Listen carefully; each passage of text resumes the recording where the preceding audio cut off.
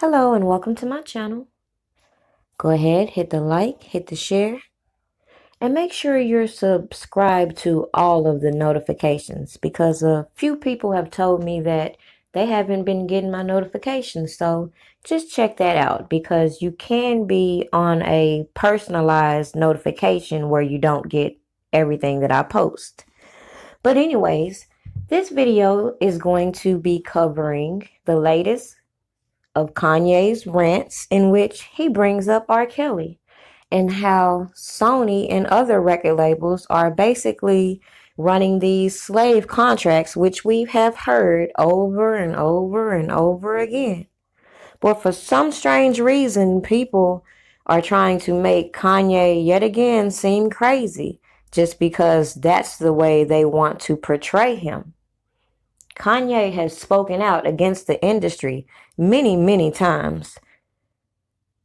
But let's see if he has a valid point in what he's saying now. I just want to talk about mind control.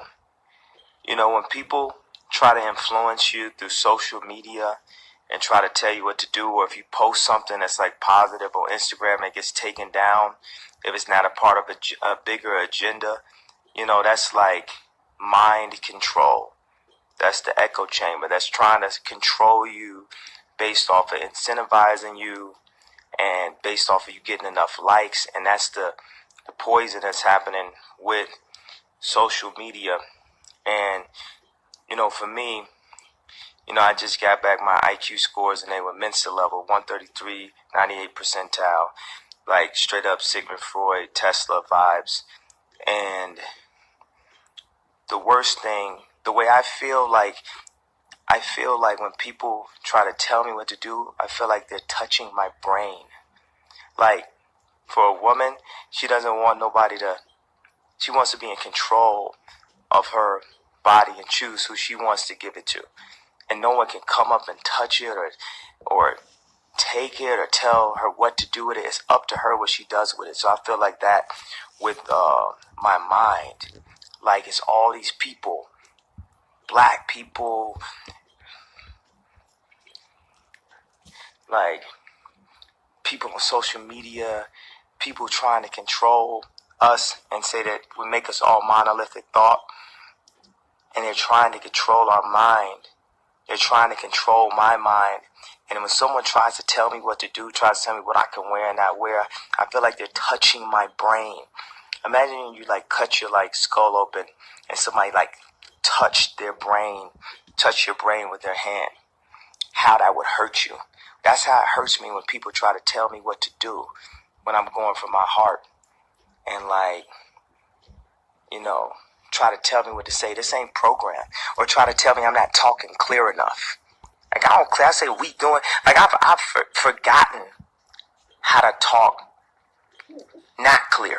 Because, like, I went to go buy my publishing from Sony ATV, and they said it's $8 million, $9 million. And when I went to buy it, they told me, no, I couldn't buy my publishing. They told me I have the money to buy my publishing. And they told me that I couldn't buy my publishing. And it's like the control. Like, I can't say what I want to say on SNL. Then I can't say what I want to say. The thing is, let me change that. I will positive energy into the universe. We will say what we feel, not what we're programmed to think. We will say what we feel. We will do what we feel. We will do what we feel. We will do what we feel. We will say what we feel. We will say. You see, I did that as a mantra. I did it multiple times. And then you'll get like, man, I'm not worried about any type of blog or social media. Y'all already saw it was a lie. Social media told you that Hillary was going to win and she didn't win. Social media told you that people didn't like me, but everybody loves me. Everybody loves Ye. But if you read social media, it makes you think something different. A lot of people here tonight feel like they lost. You know why? Because y'all been lied to. Google lied to you. Facebook lied to you. Radio lied to you. Radio fucked you. Radio fuck you. Great people. We are all equal. But sometimes we be playing the politics too much and forgetting who we are. So we're far along this road, he lost his soul. I've been sitting here to give y'all my truth, even at the risk of my own.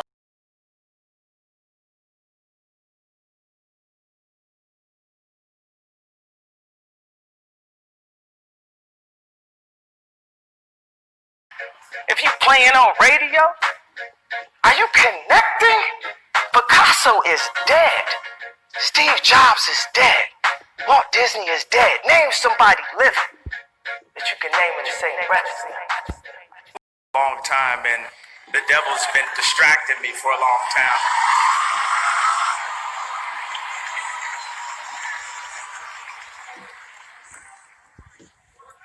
And when I was, in my lowest points, God was there with me and sending me visions and inspiring me. And I remember sitting in the hospital at UCLA after having a mental breakdown, and there's documentations of me drawing a church and start a church in the middle of Calabasas. And even after that, I went and made the Life of Pablo album. I said, this is a gospel album. And I didn't know how to totally make a gospel album. And the Christians that were around were too, I would say, beaten into submission by society to not speak up and profess the gospel to me, because I was a superstar. So, but the only superstar is Jesus.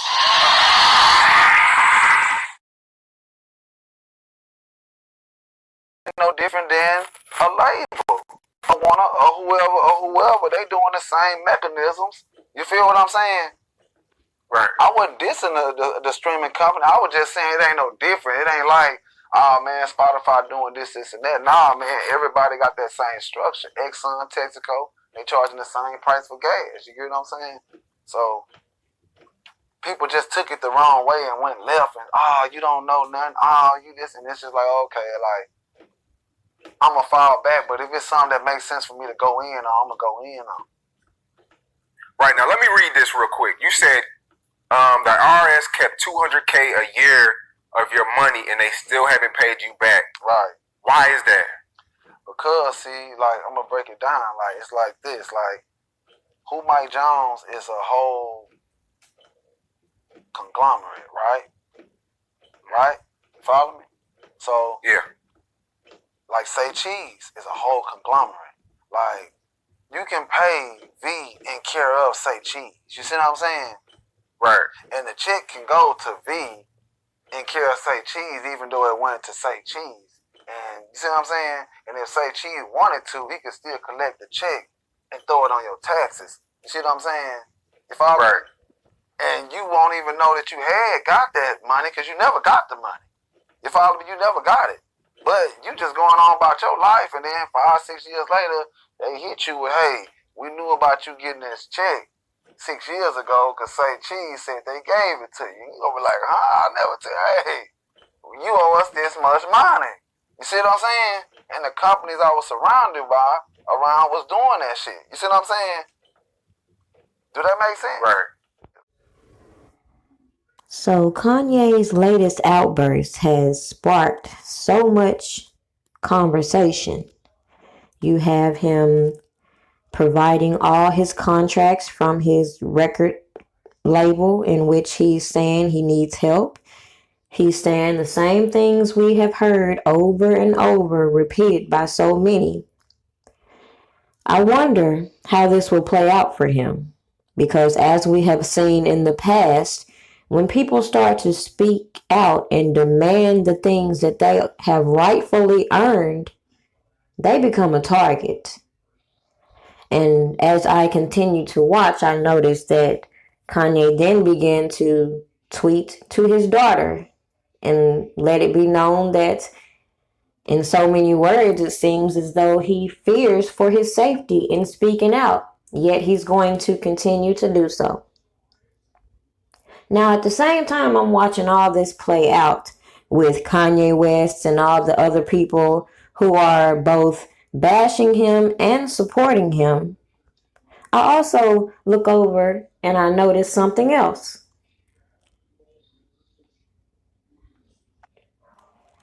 So as R. Kelly is tweeting, next thing you know, I see a tweet from Doug Anton in which he says, Kanye, I'm R. Kelly's lawyer. For real. Please email me your contracts. I'll take a look at all of them. I can't get them here off Twitter. So then you have R. Kelly's fans jumping in reply saying, no, Kanye, don't do it. Reconsider. Read your own literature. Then you have someone say, Bury sounds like Baltimore talk. Doug replies, it is. This specific fan says, you're so unprofessional and can't even spell. You've done nothing at all beneficial for Robert, so please dismiss yourself. The only thing you're trying to help with is yourself to that fraudulent defense fund.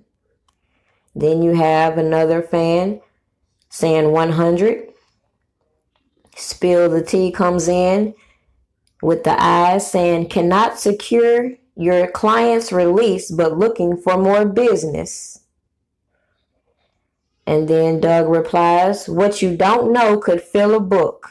Better to keep your mouth closed than to sound stupid to professionals and the public at large.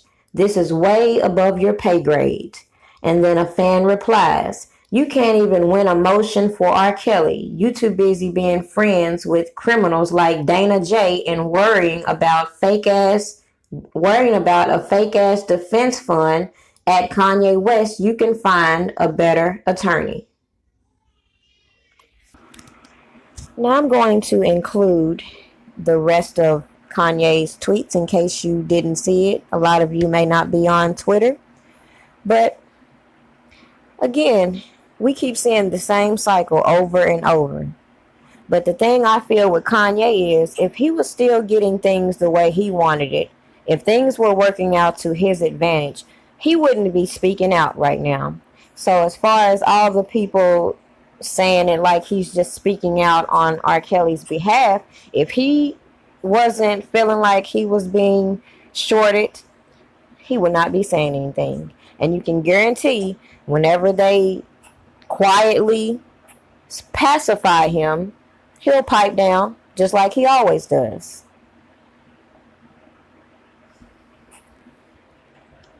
If you haven't already, make sure you go and subscribe to my Patreon. The link will be in the description.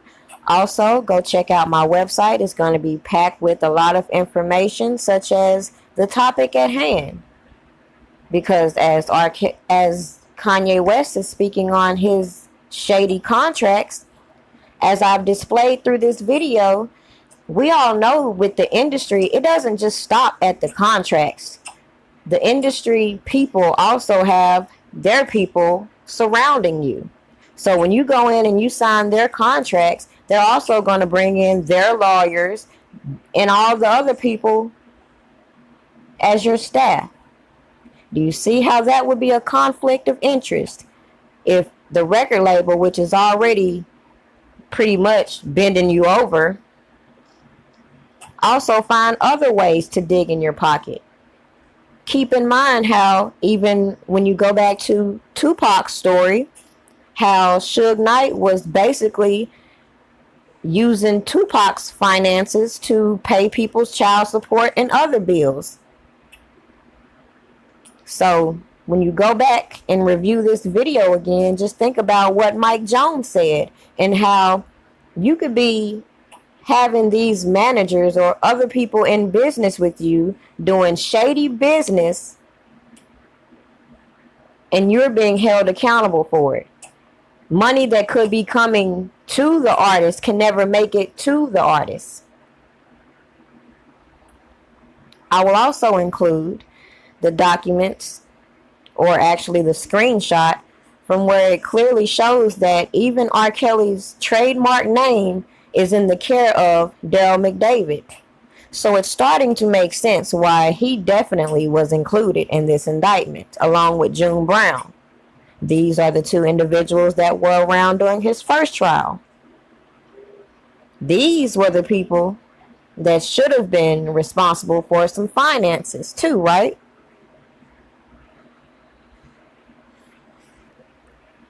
If you go back and do a little digging, or even just reference my site, I have it laid out to you, showing you where this man has been having all these financial woes, especially after his trial. And it's ridiculous. You have these people entrusted to handle your money, your finances, your business, and instead they're doing all this janky stuff behind your back.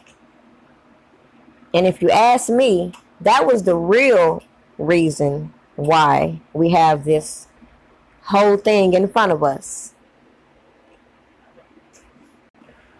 I wonder, what does the law stand with a situation such as this, when you have a person who has a reading disability, who's completely relying on people to take care of their business, and meanwhile they're possibly signing all these documents in which they have absolutely no idea the magnitude of debt they're putting themselves into. Every time you see a money issue with R. Kelly, you see an alleged victim pop up. That is no coincidence. None of these people that have popped out the woodwork are credible. So when I see people even making light to Kanye's mental illness by saying, how could you make light of these alleged victims and their feelings just because you have a mental illness like that? Like, he is sitting here expressing himself in vain. He's sitting here going through whatever he's going through and obviously crying out for help. And you have people like Perez Hilton making statements such as that. What does that say? That you're so willing to run with a false narrative and plant false seeds that you won't recognize that you're being the very hypocrite you're trying to accuse the next person of being.